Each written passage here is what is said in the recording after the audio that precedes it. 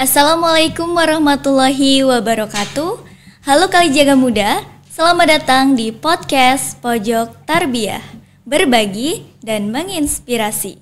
Kali ini bareng aku Rosma Dina, mahasiswi pendidikan Islam anak usia dini angkatan 22.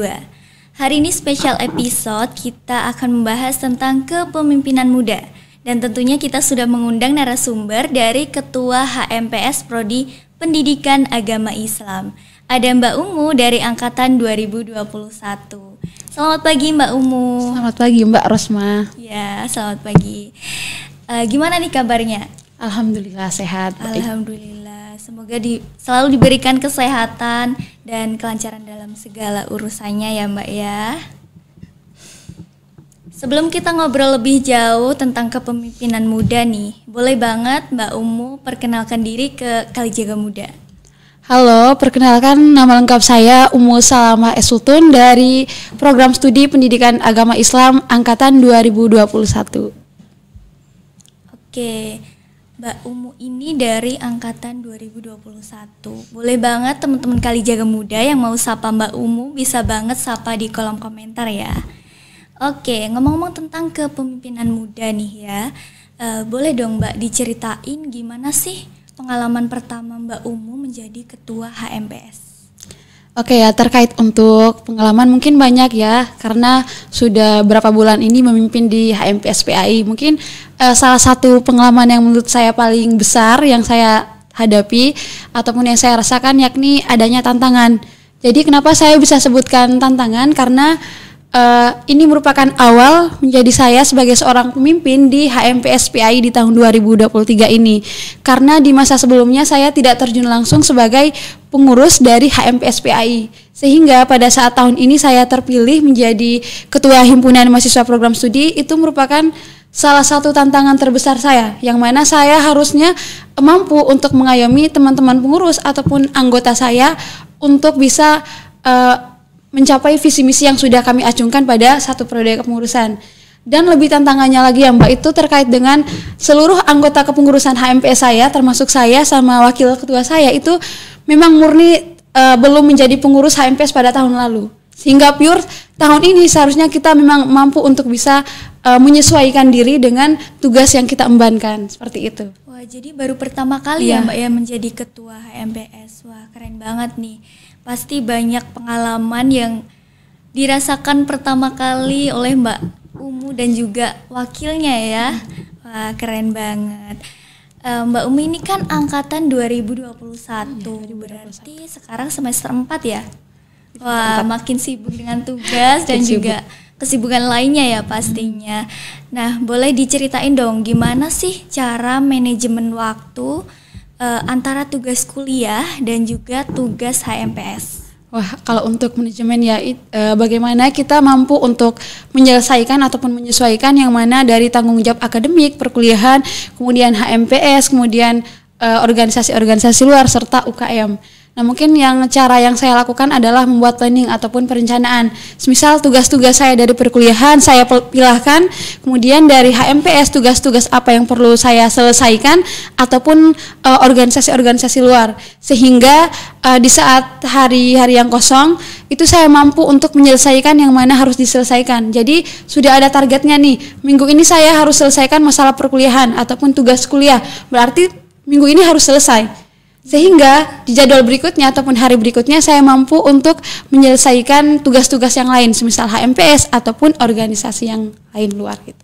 Wah, ternyata selain menjadi ketua HMPS juga ikut UKM juga ya Mbak ya. Wah, aktivis nih Mbak Umu. Oke, tadi ya manajemen waktunya Mbak Umu dengan planning dan juga memprioritaskan yang lebih penting terlebih dahulu. Oke. Kalau di dalam organisasi itu kan pasti banyak sekali anggotanya ya Mbak. Banyak sekali karakteristik yang dari orang-orang itu. Gimana sih Mbak cara Mbak Umu untuk menyatukan pemikiran mereka supaya bisa mencapai visi misi organisasi? Oke, namanya dari dalam sebuah organisasi ya, ataupun himpunan pasti terdapat anggota-anggota yang mana anggota-anggota tersebut pastinya memiliki karakteristik ataupun pemikiran dan pandangan yang berbeda-beda tentunya. Jadi dari saya untuk menyatukan hal tersebut, awal dari perbedaan tersebut itu dengan adanya kumpulan ataupun dalam sebuah forum sebelum yang namanya rapat kerja. Jadi dari forum itu bagaimana dari semua anggota mampu untuk meluangkan segala pemikiran, segala pandangan mereka terkait dengan program kerja yang nantinya menjawab ataupun merealisasikan visi misi itu. Jadi pada saat forum itu semua dibebaskan untuk mampu meluangkan apa yang perlu mereka luangkan, apa yang mereka pikirkan dan mereka inginkan, sehingga pada satu periode kepengurusan ini mampu untuk menjawab ataupun merealisasikan visi misi. Karena kan sebelum melangkah lebih lanjut ataupun realisasi dari program kerja, seharusnya dari anggota-anggota saya itu sudah mampu untuk memberikan pandangan ataupun pemikiran mereka terkait dengan HMPS. Nah, itu langkah awal yang saya lakukan sehingga perbedaan-perbedaan dari anggota saya itu saya mampu untuk mengayomi. Oke, jadi adanya forum dalam suatu organisasi itu sangat penting ya Mbak ya, supaya apa yang menjadi usulan dari anggota-anggota itu bisa disampaikan di forum tersebut dan diselesaikan, gitu, betul teman-teman. Oke, tapi itu ada untungnya nggak sih Mbak? Misalkan ada orang-orang di dalam organisasi, berbeda karakteristiknya, itu gimana? Tentunya ada ya, soalnya untuk dari sebuah himpunan ataupun organisasi pasti memiliki kebutuhan yang berbeda-beda dan tidak mungkin dari satu orang ataupun sebagian anggota itu mampu menyelesaikan hal tersebut. Nah, perbedaan karakteristik tadi yaitu mampu untuk menjawab segala kekurangan ataupun problematika dari urusan organisasi itu. Oke, jadi benar juga sih ya, ada karakteristik yang berbeda-beda ya tentunya. Nah, kalau tipe-tipe orang yang tepat untuk di organisasi itu gimana sih Mbak? Oke, untuk tipe-tipe itu mungkin dari saya ada beberapa ya tipe-tipe dari orang-orang yang memang bergabung dari organisasi itu sendiri. Mungkin yang pertama menjadi seorang pemimpin ataupun yang memimpin dari organisasi itu, mampu membawa ataupun mengayomi anggota-anggotanya serta mempunyai tekad yang kuat ataupun tekad yang jelas. Karena untuk memimpin suatu organisasi ataupun himpunan otomatis harus adanya tekad maupun rasa konsisten dari dirinya, sehingga dalam hal menjabat ataupun menjalani kepengurusan ataupun tanggung jawab itu bisa terjalani dengan baik.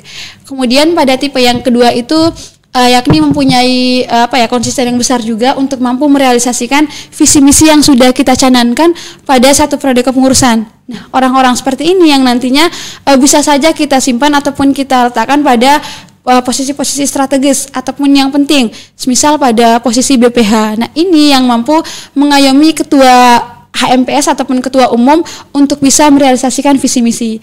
Karena untuk merealisasikan hal tersebut itu bukan cuma satu kepala ataupun satu orang saja ya teman-teman yang mampu untuk merealisasikan hal tersebut, tapi membutuhkan anggota-anggota lain sehingga mampu untuk merealisasikan. Kemudian ada tipe yang ketiga itu memiliki kemampuan ataupun karakteristik yang berbeda-beda. Kenapa?